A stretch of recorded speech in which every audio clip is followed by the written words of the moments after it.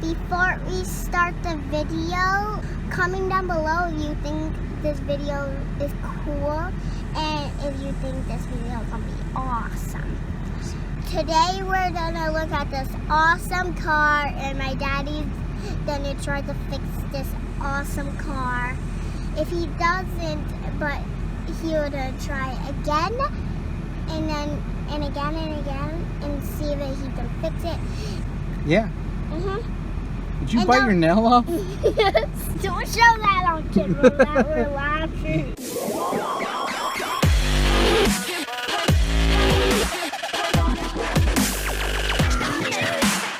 Hey guys, what's up? It's Eric with Advanced Level Automotive, coming back to you with another video. Today I got this 2012 Ford Edge. Customer complaint, AC not cooling. And we're here in Houston, Texas, so it's been about 100 degrees every day for the past couple weeks. It's pretty hot outside, so we need to try to get this guy's AC working so he can, you know, carry his kids around without them sweating. So let's check it out. All right guys, so here we are inside the vehicle. Customer just dropped it off probably about half an hour ago. But he did mention one thing. He said that the past couple days the AC wasn't working at all. It was just blowing regular hot air.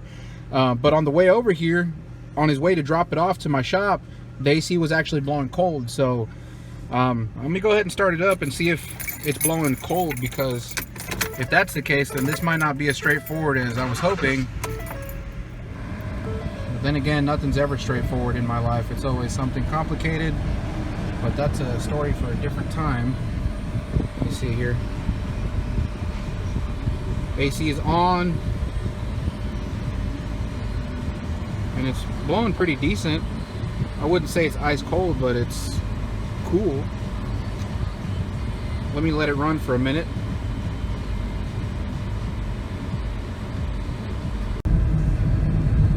Alright guys, so I went ahead and stuck a thermometer in the vent just so I can get an actual temperature of the air. One thing I noticed is that when the vehicle was sitting idling, it really wasn't blowing that cold, somewhere around like 70 degrees. I'm driving the vehicle right now. I'm actually on the road. I am being careful, by the way. But what I noticed is that when I'm up and going, we're traveling about 40 miles an hour, and it's cooling pretty good right now. If you look, we're seeing about 60 degrees on the vent. So it looks to me like the AC is cooling better once we're actually rolling versus when the truck is actually sitting still. I'm gonna get it back to the shop so that we can hook up the manifold gauges and check the pressures. All right guys, so here we are under the hood. I've got the AC manifold gauges hooked up. The line's connected right over here. Got the high side and the low side right over there. And right now, with the vehicle off and the pressures equalized, we're seeing about the same pressure on both the high and the low side, which is around 115, 120. Let's go ahead and start the vehicle and check to see how these pressures differentiate whenever the compressor is on. So let's get inside.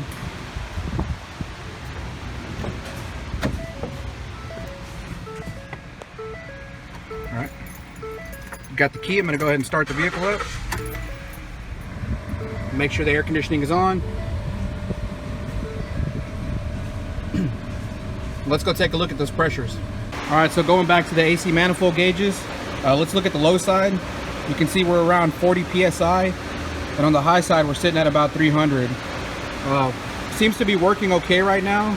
I would say the high side is a little bit high, and the low side, I mean, it's just a tad bit high. Usually I like to see somewhere between 35 and 40, which actually it's starting to get there. Yeah, it's kind of climbing down a little bit. So right now it's pretty ideal. The AC should be cooling pretty well. Let's go inside and check the thermometer and see what it's reading.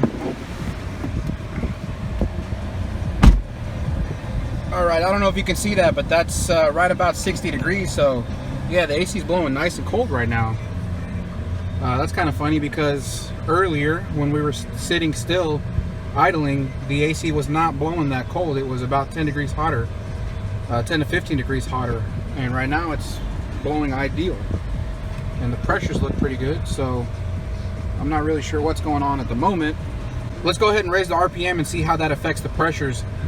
It might be kind of hard to see, but I'm looking at it through the window over here. Hopefully you guys can get a view of the gauges. I'm not looking at exact pressures. I'm just trying to see what's happening when I accelerate. So I'm going to raise the RPM.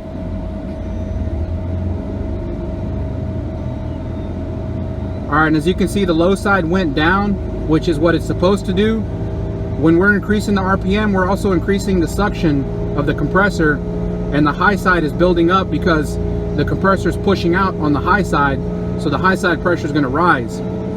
I know that's kind of hard to see, but if you look, that's what's happening right now. I'm going to go ahead and show you the RPM tachometer. We're about 3,600 RPM, and I'm going to let off, and we'll see what the pressures do. Yeah, and the pressures still look pretty good, so I don't know what the deal is right now. Everything's working fine. We got 60 degrees blowing out of the vents, which is perfect for it being, right now it's about 90 degrees outside. It's still early in the morning. The afternoon heat wave has not hit yet. It's probably going to get in the hundreds a little bit later, but AC's working fine right now. I guess the only thing I'm curious about right now is what the pressures look like when the AC is not cooling. So I think I'm just going to take it for another drive and see if I can get the AC to stop cooling again, and then reconnect the gauges and check to see what the pressures say. All right, so before I go on a test drive, what I wanted to do was hook up the scan tool and pull up any data PIDs related to the air conditioning. The main one that I wanted to look at was this AC pressure sensor. This pressure sensor is located on the high side of the AC system, and that's going to give us an indication of the AC pressure on the high side. There isn't one for the low side, but you know, this will tell us something, because I really, you know, it's not like I can take the AC gauges with me on the test drive. So this is kind of the second best thing, is I can look at the pressures here, and it's right now it's about 290 psi, which is right about what I'm showing on the gauge over there. So let's go for a test drive. All right guys, so I'm driving the vehicle right now. Everything seems to be working. I mean, if you look at the thermometer, we're blowing a nice 59 degrees. It's getting down to 55 degrees, and that's awesome considering that it's 90 degrees outside. You can see right there on the little screen, 90 degrees outside, and it's blowing about 55 degrees out of the vents. Let's check that high side pressure on that pressure sensor. Look at that, man. We're around 220 psi on the high side pressure signal. So I mean, I don't know, everything's working right now. I guess I'm just gonna keep driving. I mean, I got a few errands to run. I gotta hit up the UPS store so I can send some stuff back to Amazon and make a couple other quick trips. So I might just do that and see if this AC stops working. Hopefully we can get it to stop working, and we can, like I said, check the pressures and see what's going on. All right guys, so I've been test driving this vehicle for about 40-45 minutes now. Ran a few errands and got all that taken care of, but man, this AC is still working fine. There's no issues with it so far. The pressures look good on the scan tool. I'm still showing 55 degrees out of the vents.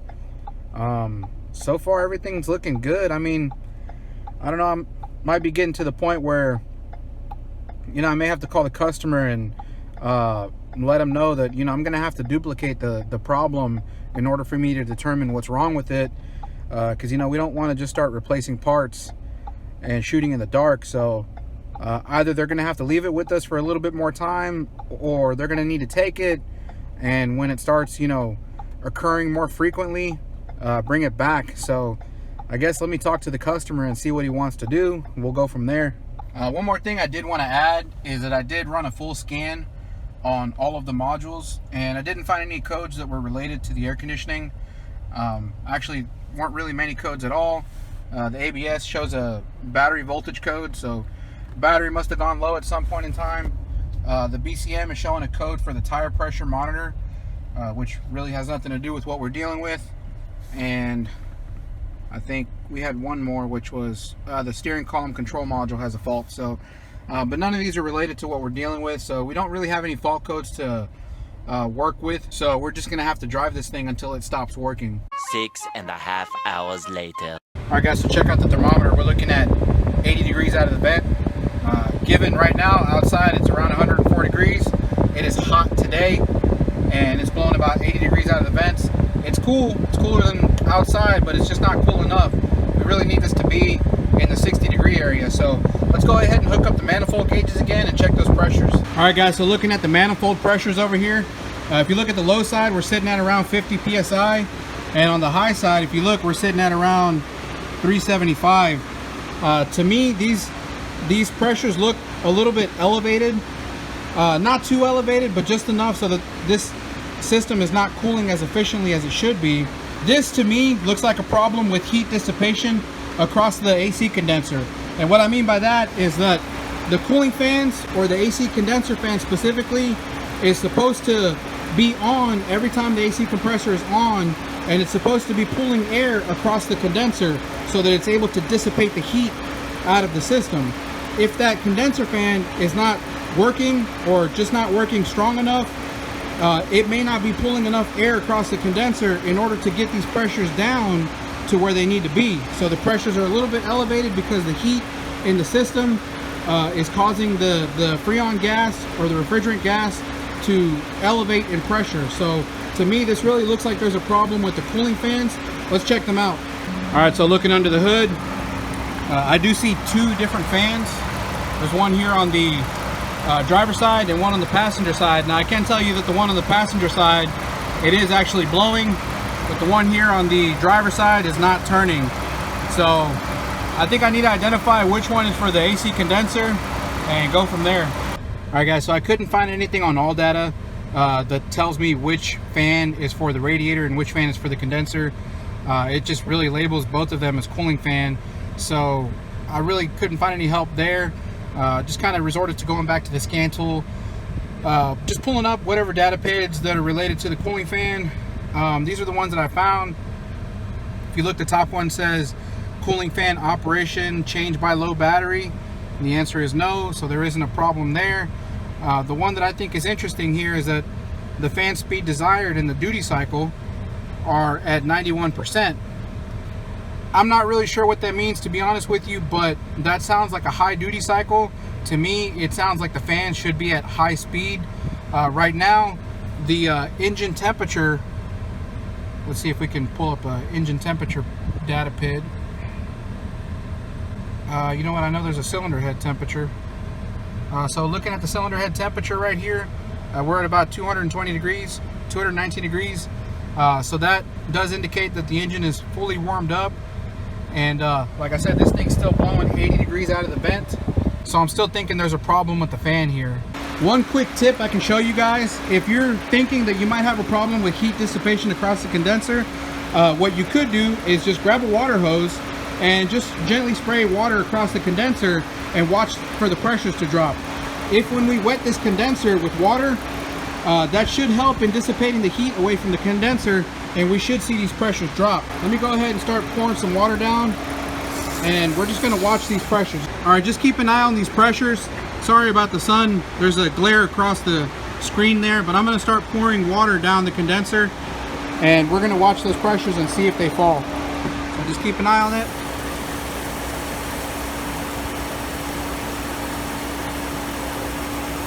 And check that out. See how quickly the pressure is dropping on both sides? We're getting those pressures down to where we want them to be. Look at that. We dropped from 375 down to, looks like 275. We've dropped 100 psi on the high side, and we've dropped on the low side about 20 psi. Perfect, in the range where we want it. Like I said, I just poured some water across the AC condenser there. There's no harm in doing that.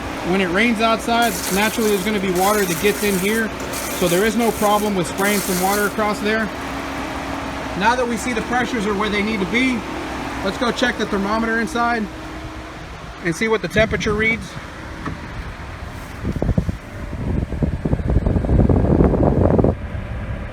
And check that out, we're slowly getting back to 60 degrees, so that's an indication that we do have a problem with the heat dissipation. More than likely, this is going to need a condenser fan. All right, guys, we're back at the trusty computer over here. I got the wiring diagram pulled up for the cooling fan circuit, and it's pretty straightforward. If you look over here, we have our fuse that feeds the module here, and then we have this power feed that comes out to the two cooling fans, and it grounds back through the module over here.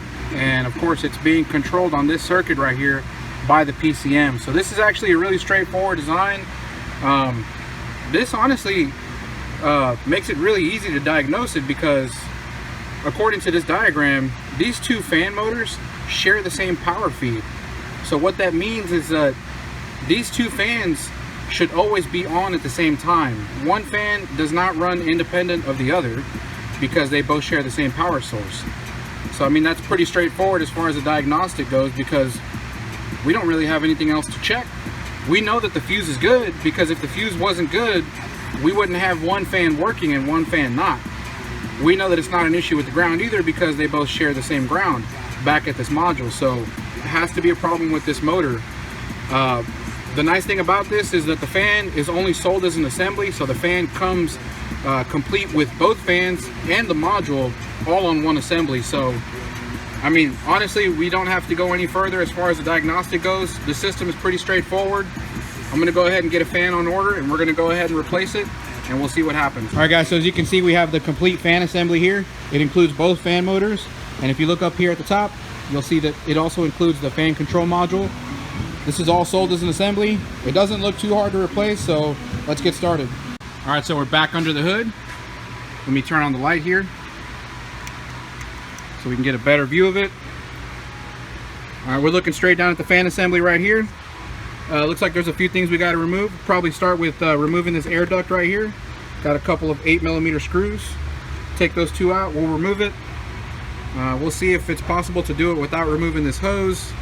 If not, we may have to remove this hose, drain some coolant, and go from there. But let's start by pulling this off.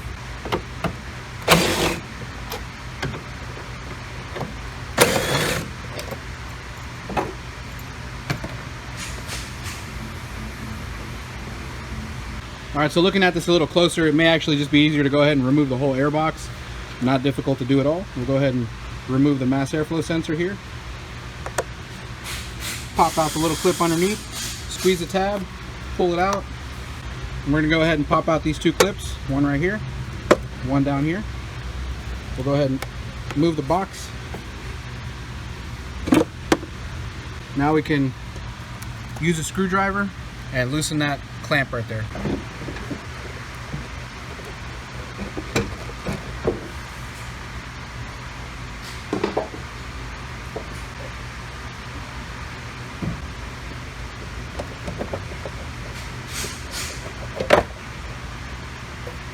All right, so now that we have the air box out of the way, that does give us access to the connector right here on the module. So we're gonna go ahead and squeeze the clip and disconnect this, like so. This connector is actually attached to the fan motors. No need to remove this because it comes as an assembly complete with this connector. So all we have to do is remove this. We can also gain access to the 8mm bolt that's right here on this side. Let's go ahead and do that.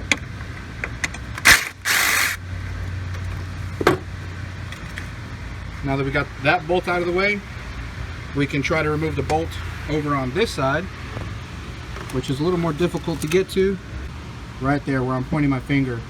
So I'm going to grab a small ratchet and try to remove that bolt, because we're going to attempt to try to pull this fan out without removing this hose. If we can do it without removing this upper radiator hose, then we don't have to deal with losing coolant and bleeding the cooling system. So hopefully we can do that. I'm not sure yet, but we're going to find out. All right, so I've got a long flex head with the short 8mm socket on there. I think this one might actually work a little bit better because I can probably get in behind this radiator hose and right in here. All right, so as you can see, I'm on the bolt. I'm going to go ahead and break it loose. And now we can just ratchet it off. All right, now we can just take it off by hand. Got that out. We'll set it aside. All right, so next up, we're going to want to pop this hose out of this little socket part of this fan. I think what I might do is use some type of bungee cord to hold this hose away from the fan assembly so that it can give us room to get it out. All right, so I've got the hose out of the way. As you can see, I just used a bungee cord to pull it up and away from this area. This gives me enough room, I believe, so that I can pull out the fan assembly. The other thing you might want to do is there's a couple of clips here on the fan that you want to pop up. Right there's one, and on this side there's another one, like that. Now that we've got that harness loose, we can go ahead and pull the fan assembly out. All right guys, so we were able to remove the old radiator fan assembly without removing this upper hose. The problem is that we really had to manhandle it to get it out. The fan motor was hitting the exhaust manifold.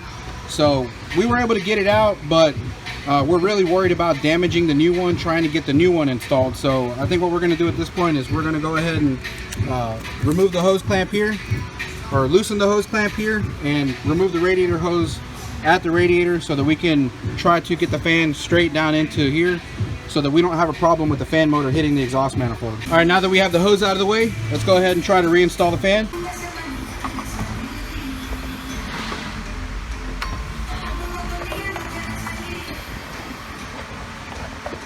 All right guys, so we have the new fan installed, everything back together. Time for the moment of truth. I'm gonna go ahead and start the vehicle up. Key in the ignition here.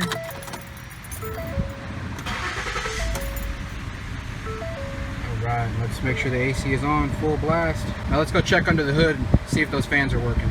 Alright, so we're back under the hood. And I can already hear this fan running. Yep, I can see it. Looks like both fans are blowing pretty hard actually. I can feel the air much stronger. Even this fan that was on the passenger side, when it was running, it did not feel this strong. That feels like it's pulling plenty of air across the front end of the vehicle. So that should bring down the temperatures of the refrigerant. Let's go ahead and check the thermometer inside. See how cold it's getting.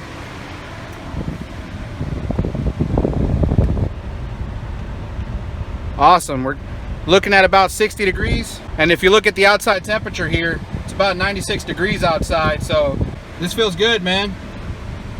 Both fans are blowing nice and strong. I call that a fix. Anyways, guys, I hope you found the video useful or at least entertaining. If you did, please hit the like button. If you enjoyed the channel, please subscribe to the channel. If you have any questions, you can always comment down below. And I hope to see you guys in the next one. Thanks.